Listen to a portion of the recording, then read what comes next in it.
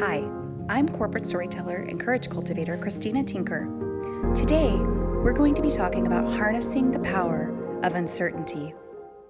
Most of the time, I'm working with organizations and their leadership teams to help them embrace the power of authentic storytelling to build trust and connection with the people that they lead.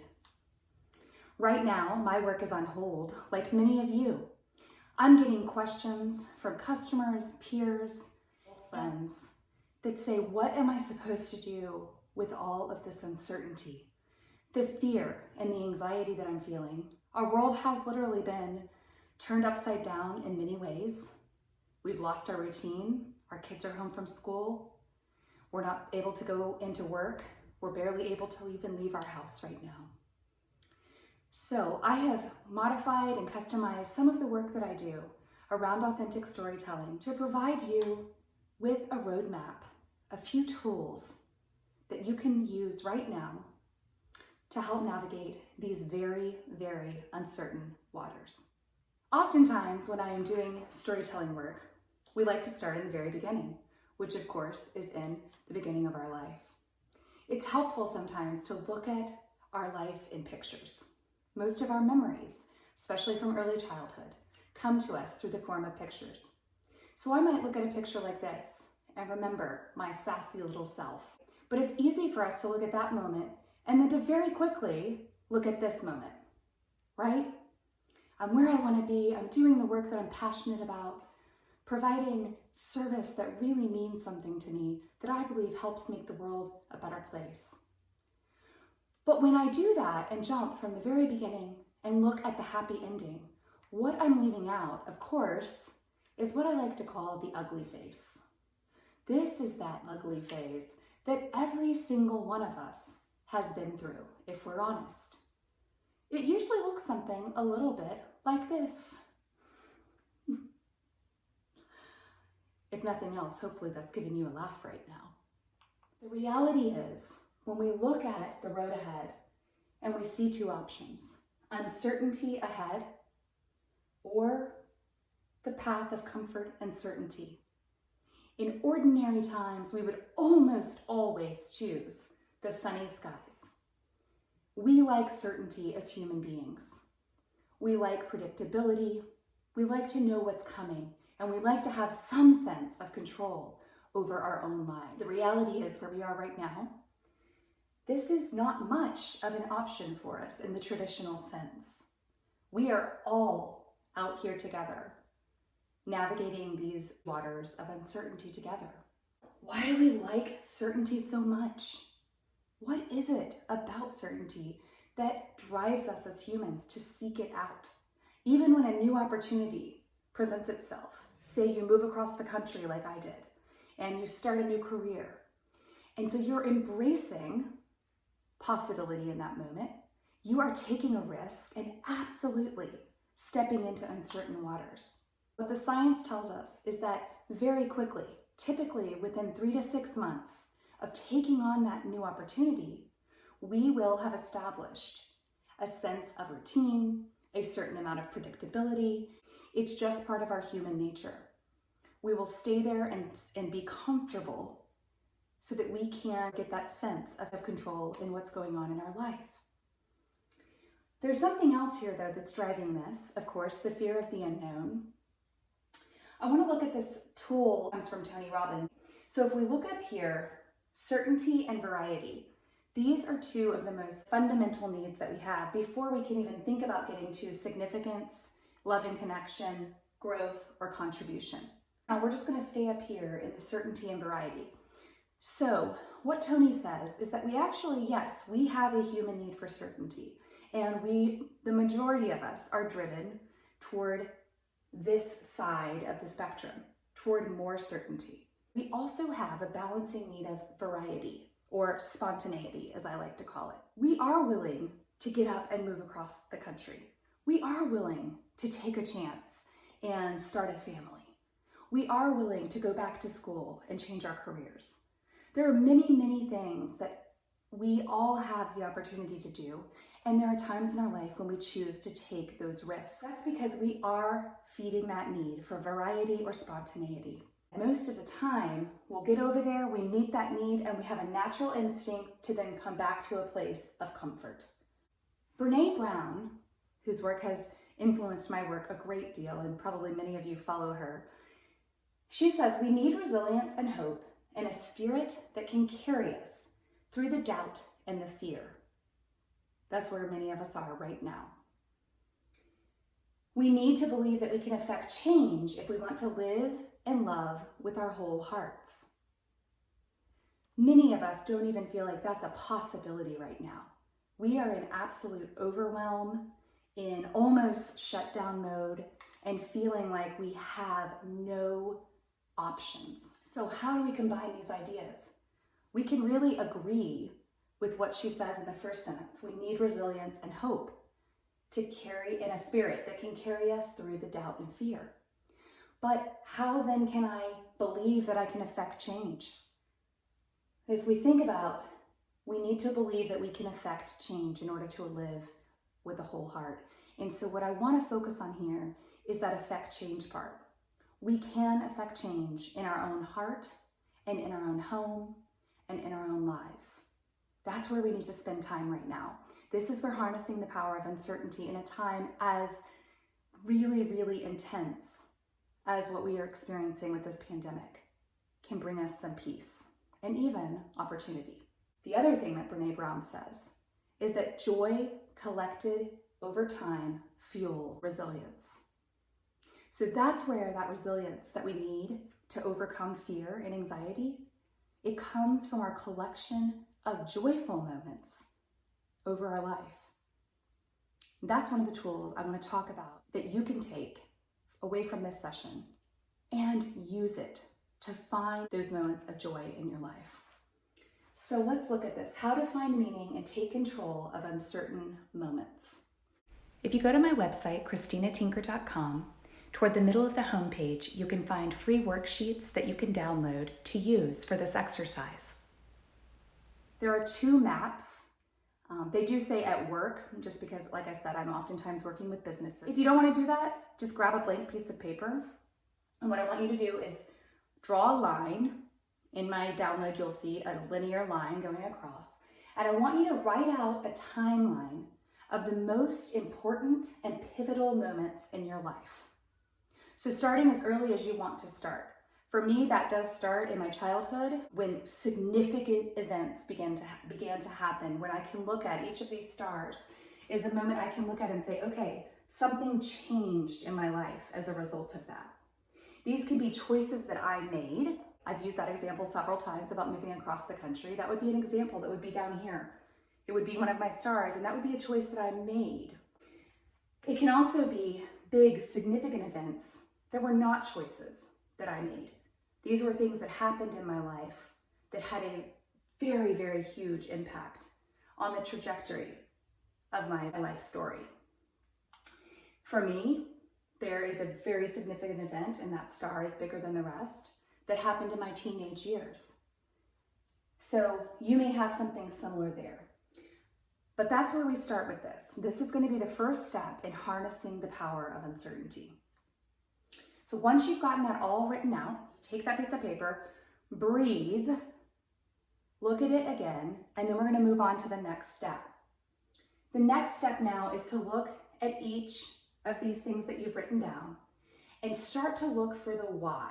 Start to look for why it happened, why you made the choice, or why does it matter? Why and how did it impact your life so significantly? Okay?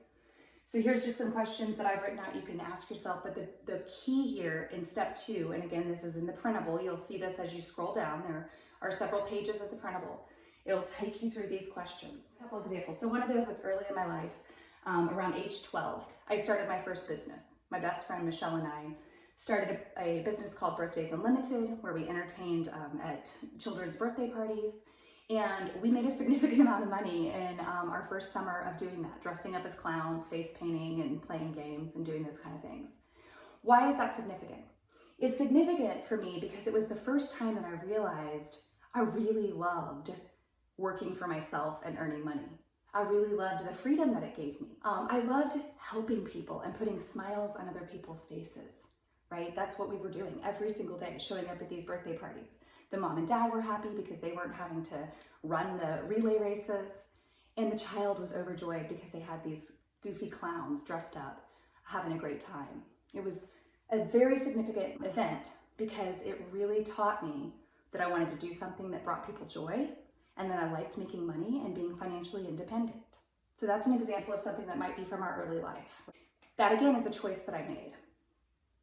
Something that is not a choice that I made, but had a very huge pivotal outcome in my life, as I mentioned, was something that I did not have control over.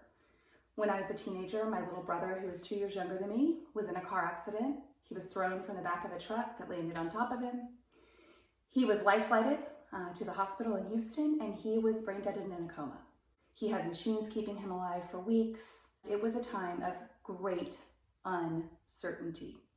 My brother actually did have a miraculous recovery. He came out of his coma. Over a course of many long months and eventually years, he learned to walk and talk again. He has some paralysis in part of his body, but other than that, he is a healthy adult with 2 little girls and a beautiful wife. It didn't change what happened, and that was a super significant moment in my life, right? So just want to share those examples with you because again, this is what the exercise is for you. This is going to put the power in your hands, and you'll see why in just a few moments. Our ability to look at the uncertain moments in our life and derive meaning from them is what puts that power in our hands. It doesn't remove the hurt, the pain, or the suffering that we endured. It does allow us to choose the meaning that we assign to these events. Therefore, and here's the key, transforming that hurt into courage. Transforming that hurt into courage. Putting the power back in our hands because we get to assign the meaning.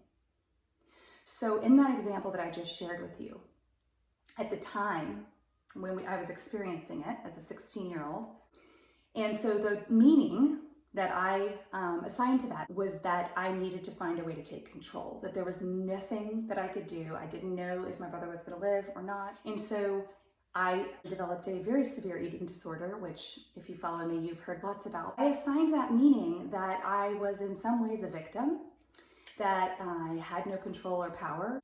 Now, I could have stayed there.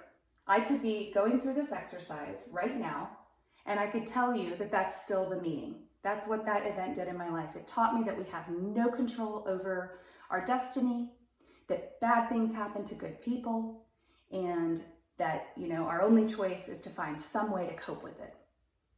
I could say that that is still the meaning that I assigned to that event. If I choose to do that, though, I am not harnessing the power of uncertainty in my life story. The story that I choose to assign, the meaning that I choose to assign to that significant event, is that it taught me that I am stronger than I ever knew possible. That I was able not only to overcome a 12-year battle with anorexia and bulimia, but now I travel around the country talking about eating disorder awareness, helping parents and caregivers to understand how they can help their young people who might be suffering, talking to young teenagers about eating disorders, about anxiety, about fear.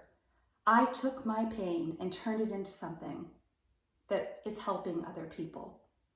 That's the power of harnessing that moment of uncertainty, changing the meaning to something that is just as true, just as authentic. I am saying what that gets to mean and how it gets to drive my future. It's the power of harnessing these moments of uncertainty. We're not repainting the picture and changing what happened. We're assigning a purposeful, meaningful moment, and we are choosing to find the joy in it. If we go back to what Brene Brown said, right? Resilience comes from our collection of joyful moments over time. In no way, shape, form, or fashion could I ever redefine my brother's accident as a moment of joy. In no way, shape, form, or fashion could I ever redesign my eating disorder and all the pain and suffering that it caused me and my family and friends for years and years and years as a moment of joy. But what I can do is assign the courage, the journey, the overcoming and triumph, and what I am doing now in my life. That is a moment and multiple moments of joy. That's where the power comes in this exercise. I oftentimes talk about becoming a mom. I talk about when I had one child and it was a very difficult transition, and just going from being an independent person to having a little person to keep alive was challenging. But after about the first year, I got it down and I was a mom and I knew what I was doing. I think I had eluded myself into a certain feeling that I now had certainty. And so what the universe decided to do with that is give me a set of twins who are 6 years old, and I still don't have any control or any certainty in what is next, even in the next moment. We don't really have any certainty if we're honest with ourselves. If we're living in the world, we're living in relationship with people, we don't actually have the control that we elude ourselves to think that we do. And so assigning really beautiful, joyful meaning or transformational meaning, right? In my example, that's part of it. There's still ugly, terrible, sad parts of that story that still deserve and have grief within them and hurt and pain within them, right?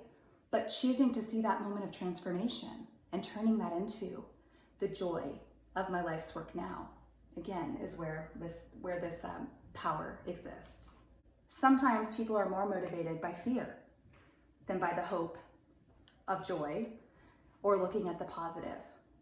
So if that's you and you're still struggling, saying, okay, that's great, but what do we do right now? I'm still trapped, I'm still here.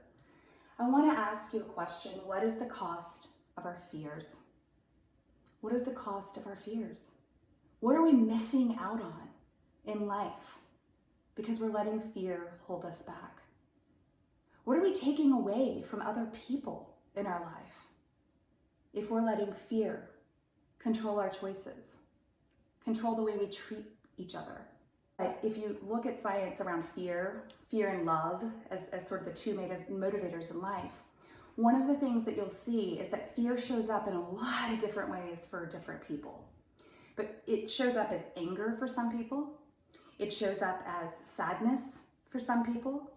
It shows up as defensiveness and posturing for some people. It shows up as retreating and hiding away, just complete shutdown. There's this huge spectrum of how different people respond to fear. So we can't say that always we can see fear. Sometimes the person who's acting the most confident and almost what we would think of as cocky or arrogant is the person who is absolutely carrying a wheelbarrow full of fear. We don't know we don't know what's driving that person. We can only make that choice for ourselves. So what is the fear right now? What is the fear costing you? If you're letting fear drive you, what's happening? What am I going to do? What if the whole world falls apart? What's the cost of that? What is it costing your family in terms of connection and presence? What's it costing you in terms of mental health and self-care? What is the cost of your fear? If that's where you're trapped and you can't even get to the exercise of your life moments, start there. Write a list of your fears. Write a list of your fears. Write a list of what it's holding you back from. And take a look at that. There's real power in looking at the weight that our fear is causing us to carry around. So once you've gone through that fear, and if you've written it down, that's fine. If you haven't, that's okay too. Because you can also look at it from this perspective, just these 3 questions. What if the worst happens? What does my experience tell me? And based on this, what can I choose to trust? So some of you may think I'm absolutely crazy saying that asking yourself, well, what if the absolute worst happens, is a way to harness the power of uncertainty. But in fact, it is.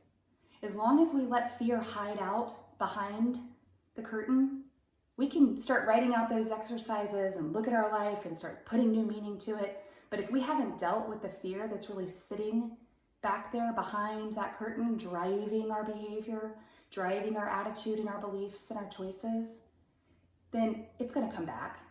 It's going to come back. So sometimes just asking ourselves, what if the worst does happen? What if we can't leave our house until the end of August? What if school doesn't start on time next semester?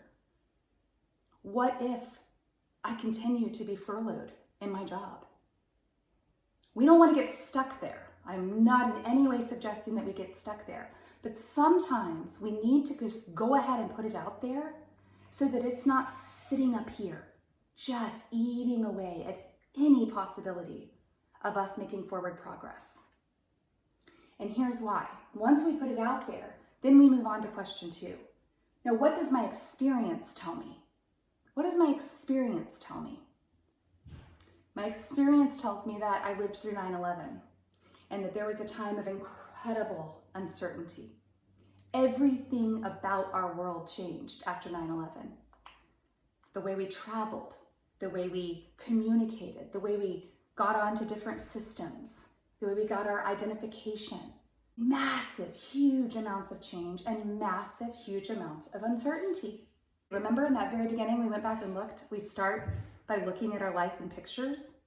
And so it might be easy for you to think about, okay, I remember 9/11, and then I remember life after. That's just the before and the after picture. We're not looking at that middle, those murky waters. There were long, dirty, harsh, really uncertain waters between when 9/11 happened and when we resumed some sense of normalcy. So that's one example that we can look at. What does my experience tell me? We got back to some sense of normal. In fact, maybe now we have better security. Maybe we feel that we do have a safer ability to trust. What does my experience tell me? And so based on this, what can I choose to trust? Going through this exercise for myself, what I can choose to trust is that I am going to be able to navigate the uncertainty. I am going to be able to survive in my house. At the end of the day, there will be an end to this. That's what my experience tells me. There will be an end, and we will create some sense of new normal. That's the power of possibility. What if the worst happens? What does my experience tell me? And based on this, what can I choose to trust? It's possible that something new comes out of this. After 9/11, we saw beautiful things happen with the way people treated each other, the way Americans came together. We're already seeing that now with this pandemic. That's the power of possibility, but we have to choose to believe that it's possible. I want you to close your eyes for just a moment as we close out this virtual session.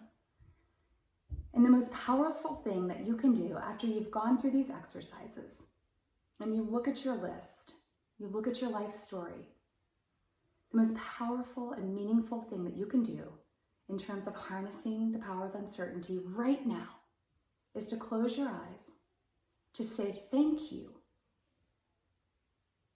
for the safety that you have, for the health that you have, whatever it is that you can find, tiny little things, maybe big, huge things, whatever they are, say thank you first. And then with all that joy, right? You looked at those moments and you found some moments of joy. You changed some meaning, perhaps from harsh, negative things, and found some purpose that you can reassign to those events.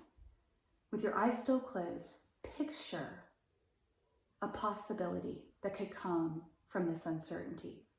Picture something new that you might create as a result of this time. Picture a relationship that you might be able to heal right underneath your own roof during this time. Visualize what's possible for you if, rather than letting the fear drive you, you harness the power of uncertainty. Take time to do this each and every day, week, month, whatever works for you.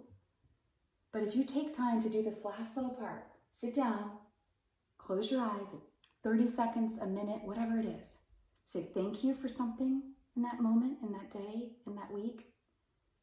And then picture something new. Picture a possibility that's coming out of this time of uncertainty. And then write it down. Because if we are in our homes until the end of August, we're going to have something we can look back at, a journal that we can look back at and say, I've seen all of these possibilities. I've chosen to harness this uncertainty and turn it into something beautiful, turn it into something transformative. What if you create something new? What if you change a story that's been holding you back for years and years and years as a result of this time? The possibilities are endless when we choose to harness uncertainty.